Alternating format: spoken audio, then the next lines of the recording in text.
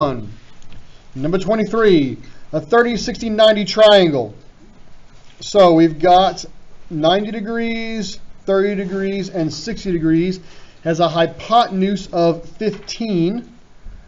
Find the measure of each of the other legs. Now again, there's two ways of doing this. If you've been taught special right triangles, all you got to do is the hypotenuse divided by 2 is the short leg of 7.5.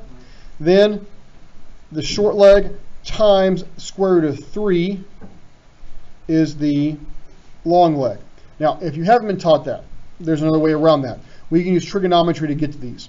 So let's pretend that we didn't know these two.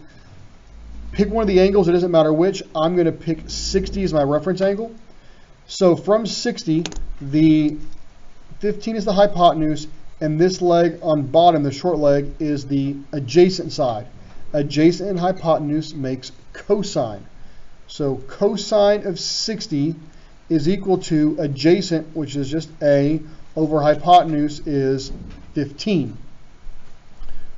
Cross multiply and divide. 15 cosine 60 equals A, and we type that in. 15 cosine 60, we get exactly 7.5. Now, for the third side, you can do two different ways. You can either use Pythagorean theorem with 7.5 and 15, or you can use trig. Since this is a trig test, I'm going to use the trigonometry. This guy over here, again, using 60 as a reference angle. This one is the opposite side. So we've got opposite and hypotenuse is sine. Sine of 60 is equal to, I don't like using O as my variable, I'm going to call that a Y since it's up and down. Y over 15. Cross multiply gives me 15 sine 60 equals Y. So 15 sine 60 gives me 12.99. And earlier I said that was 7.5 square root 3. And we can test the exact same number. So either way, you get to the right answer, 12.99 and Y.